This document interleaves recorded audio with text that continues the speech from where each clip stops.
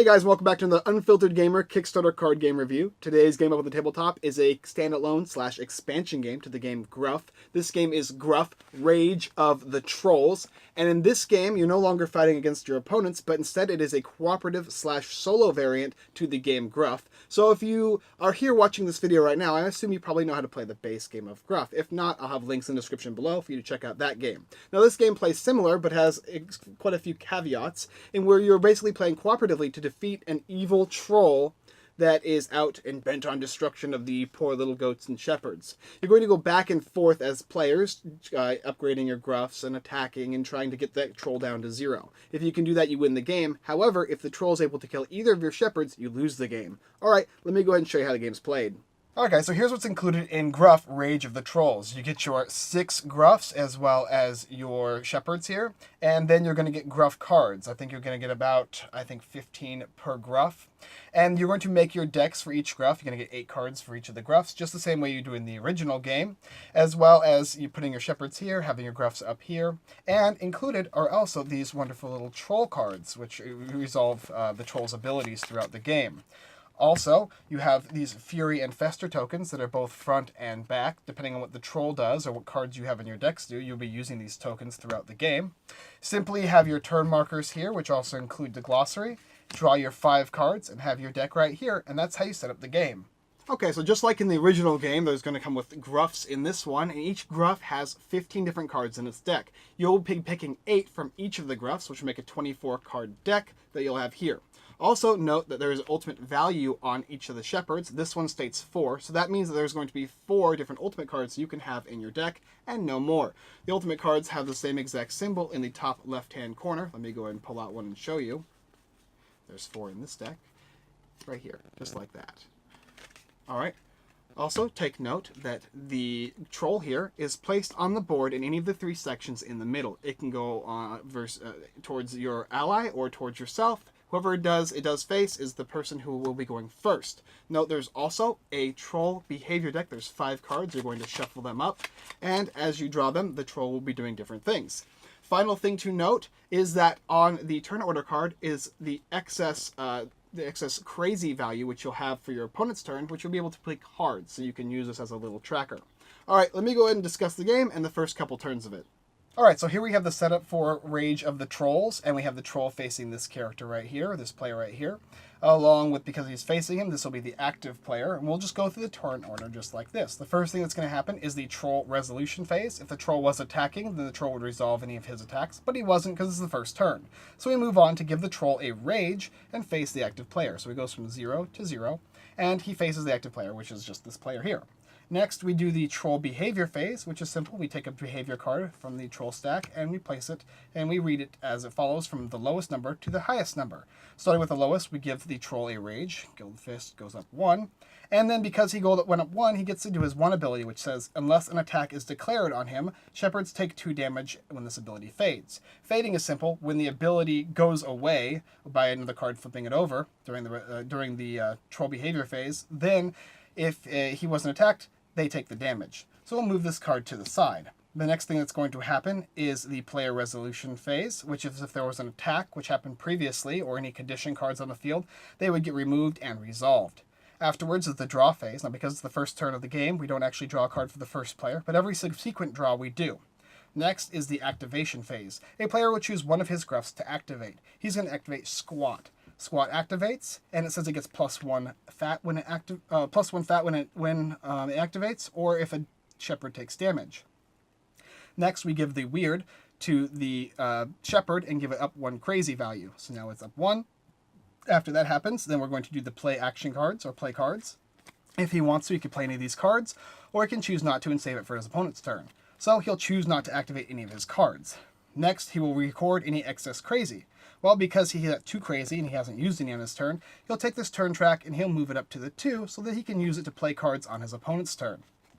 Afterwards, there's going to be a tactical action, and that's simple. You can either resurrect one of your Gruffs, or you could move your activated Gruff with an adjacent Gruff if you'd like, as well as attacking the troll, or you can simply grow, which is to choose any of the stats on your Gruffs and move it up by 1.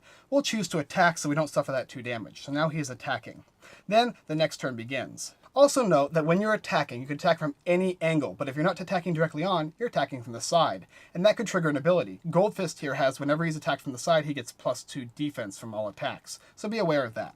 Alright, moving on to the next turn. Simply follow the turn order chart again. Troll resolution phase. Was he attacking? No? Okay, we're going to move on. Troll gains a rage, he'll move up from 1 to 1. The next is face an active player. So if he was facing this way, which he was, he would then switch over here to attack this player now. Next is the behavior phase. He will draw a new behavior card, and anything from the previous one will fade. Luckily, we were attacking with squat, so the taking 2 damage from both allies is not going to happen.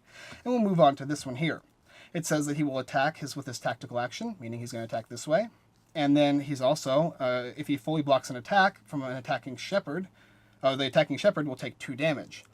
Okay, so no problem. Next we'll go on and move to the player resolution phase, which is removing all conditions, as well as resolving all attacks. So even though it's this player's turn, this guy's going to resolve his attack. So 1 mean, and he will be targeting this troll here with 1 fat. So 1 and 1 means the troll fully blocks. So this triggers this condition, meaning this shepherd takes 2 damage, going from 7 to 5. Alright, also, whenever a shepherd takes damage, he goes up 1 fat. And whenever we have an attack that is fully blocked, the shepherd will gain 1 crazy. A bunch of cool things that just happened. Next, we go on to the draw phase. And you will draw a card, provided it is not the first turn. So he draws 1. And he's got 6 cards in his hand. Next, he will do the activation step. So he'll choose one of his Gruffs to activate. Maybe he'll activate Squabble. And that means he gets +1 mean when activated. Boop, just like that. Alright, then he can play his cards. And so he's going to choose a card from his hand. And he will play Briggs Battle Beat. When you play this card, choose a Gruff other than Briggs, and when this card fades, when it goes away, that character gets +1 mean. So we're going to put it on Squabble here. So on the next turn, he's going to get that +1 mean. Alright, you can also choose, as the other player, if he wants to play any cards in his hand, maybe he want to play this one here, choose a Gruff that gets +2 defense. When this condition fades, draw a card. So he'll do that. He has the access from last turn. He'll go to 0, and he will spend Bristoled d'Ance, putting it on this guy, giving him the defense because he's being attacked. Alright, then we'll go on to recording excess crazy. So we don't have the excess crazy, he only had 1. He actually would have 2 additional ones because when he activated this, he goes up +2. So he would actually have 2 extra. So on his little chart here, which we would use this one, he would have 2 extra for his next turn if he wanted to play anything on this guy's turn. After we recorded the crazy, then the tactical action happens, and that's simply just the same thing as before. Resurrect, move, attack, or grow one of your guys. So we will go ahead and let's have him attack. So he's going to attack now. And then we move on to the next player's turn, and play would continue. So those are the basic ways you play a turn. Now, I have a couple things to mention, too, is that the behavior deck, the troll behavior deck, actually comes with 5 cards. And as you go through them, as you cycle through them, you're going to pick them all up and reshuffle them when they're all finished, all done, and put them back and start again. And the game is over if you can kill the troll. Now, the troll isn't like Gruff's. He doesn't die when you have equal to or greater damage. He just takes the excess damage, and if he hits 0, he dies. However, Gruff's play the same way. If they take equal damage or higher, they die, and they take the trample damage to the different shepherds. Also, all the shepherds still have their own unique abilities, as well as all their own unique stats. And all the little Gruffs here all have their own unique abilities as well as their own stats. So fairly simple to the similar to the base game with a couple extra added changes.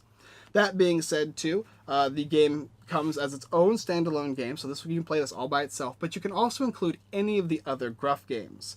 Alright, so let me go ahead and talk to you about a few of the cards that I found interesting and how the game played. Okay, so Gruff Rage of the Trolls is a really cool game, and it features the same content as before with such variance as well. They have some really cool cards in here that have been added. Play either a Fester mutation token or a Fury mutation token on each Gruff for 18. Well, that's these little tokens here that I didn't talk about too much, but basically the Troll and you have control of these new tokens, and some of these tokens are harder to remove because there's certain cards in the game that actually only remove non-tokens. Fury says that the mutated Gruff deals +1 damage as it attacks, and Fester does, whenever this mutated Gruff would gain stats, destroy this and it gains no stats. A few things to mention too is that Guildfist here, his rage bar indicates not only his mean, but also his weird as well as his crazy. The fat, however, is just the same as fat, and his life works the same way as life. He also counts as both a Gruff and a shepherd when playing cards. So you can play cards that affect Gruffs and shepherds on him. just the same as anything else. As well as the fact that if it targets one of his stats, like crazy or mean, it also will affect his rage. Also, these cool, unique little behavior cards that do a bunch of things, and they're always different, and they move down the track here, and they get deadly as the game goes on. Guildfist deals 5 damage while this ability is in play, so it just simply deals, extra 5 damage. Plus 5 damage, I should say. And the difference between damage and plus damage is damage is simply directed at something. Maybe it does 5 damage to the shepherd or 5 damage to a gruff, which would either hurt the shepherd or potentially kill the gruff, whereas a plus 5 would increase his attack. So if he had, like, I don't know, we'll say like 6 rage plus 5, which make it 11. So it would do 11 damage to the gruff and trample onto the shepherd, which is exactly how we died in the game, for the first game we played at least. There's also some cool stuff like putting Fury mutations on Goldfish, so it makes him stronger, while he can also put Festering mutations on your own cards. And it has that nice versatility of going back and forth with the decks, as well as with him to use these wonderful tokens. The game's quality is amazing, and yet again, another wonderful rendition of Gruff. I really, really enjoyed this game. I like the flow of the game, understanding the combat worked very simply, as well as understanding how the guy moved. Goldfish, whenever it moves, if it says move right or left, if you can't move that way, it would move the opposite way, facing the players and how that worked, as well as combining strategies with your opponents based on the cards they have in their hand to stay alive. Now, sometimes it's not as likely, and sometimes it is, but what I found really interesting is originally when I played the game, I was like, oh no, this is really tough. And then I was against your opponent, right? But when I played with the troll, I was like, oh, this is going to be easy. Walk in the park. We're doing fine right now. And then suddenly he annihilated us because we were not prepared. So there's a lot of strategy, depth and strategy in this game. The artwork, once again, is brilliant and wonderfully done. The cards are really nice and sturdy and thick. And I liked all the addition stuff, like adding the crazy value to the bottom so that you can actually use it on your opponent's turn to play with them. Really nice, really awesome. All in all, I give this game another seal of approval. This game does it wonderfully, and if you like cooperative games, as well as card competitive games, this is going to be a nice addition. So if you don't have Gruff, you can get that, and also all the cards playing together. You can put all the other shepherds and stuff like that, and they all work together. Oh, I'm excited to see what more comes out with this game. This is actually a living world that is being created, and I hope they make tons more trolls, because it was really fun to fight this one. Alright guys, that's what I gotta say about Gruff, Rage of the Trolls. Alright guys, thanks for watching another Unfiltered Gamer Kickstarter card game review. If you like this game, go ahead and check it out in the description below. It's already funded on Kickstarter. It's only been up for a day or two now, so definitely worth checking out. Also, the original game is such a nice rendition of a 2-player card game. One little thing that I want to mention too is, like I said, you could play this as a solo variant as well. You can play it all on its own, right? So you versus the troll. That's a lot of fun playing with your opponent, with your ally, not opponent, with your ally to kill that troll. Alright guys, so if you like that, go ahead and check it out, as well as our rest of our videos here on YouTube. Like, subscribe, and comment, as well as our website, unfilteredgamer.com. We get tons of blog posts, giveaways, and our big, huge Kickstarter list, which shows all the great Kickstarters coming out every month. That being said, we also have affiliates, so affiliate sites like everythingboardgames.com, The Giveaway Geek, and Devotoast Gaming. Don't forget to check out their stuff. They have a lot of blog posts and giveaways as well, even more than my own site. Thank you guys for letting us check out this wonderful game, Gruff, Rage of the Trolls, and we look forward to seeing you next time.